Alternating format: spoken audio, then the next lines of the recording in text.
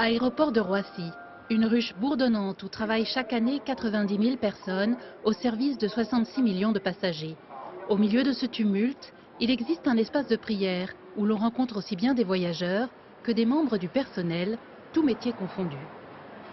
Je viens d'ici pour trouver la sérénité. Toujours besoin d'être avec le Seigneur, de lui confier ma journée, de lui confier tout ce qui passe ici. C'est très chouette de pouvoir, en tant que chrétien, d'avoir un lieu de prière sur son lieu de travail. C'est quelque chose qui est assez rare, je pense. Donc on essaie d'en profiter autant qu'on peut. Ouais. Différents aumôniers religieux se partagent le lieu. Parmi eux, l'aumônier catholique Yves de Brunoff. Depuis 3 ans, il est en mission à Roissy 6 jours sur 7.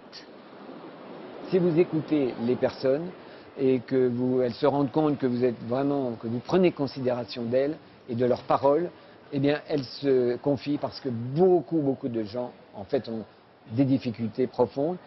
Elles ne savent pas à qui en parler, parfois pas dans la famille. Quand ma mère devait subir une grosse opération, j'ai rencontré Yves là et je lui avais demandé de prier pour elle parce que j'étais un peu inquiète, tout ça. Yves a prié et c'est vrai, m'a consolée, m'a dit on va prier pour elle. Cette année, au mois de mars, un 4e espace interreligieux s'est ouvert à Roissy dans le terminal 2E selon le même principe. Une entrée unique pour différents lieux de prière. Chaque pièce a sa couleur dominante. Rouge pour les chrétiens, vert pour les musulmans et bleu pour les juifs.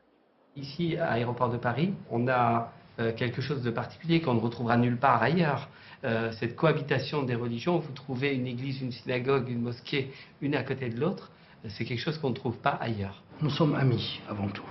C'est-à-dire, on se respecte, on se connaît et on échange, mais il y a cette amitié qui enveloppe notre action. Souvent, les uns et les autres sommes appelés à témoigner de ce qui se vit ici, ailleurs, parce qu'effectivement, c'est un petit peu particulier quand même.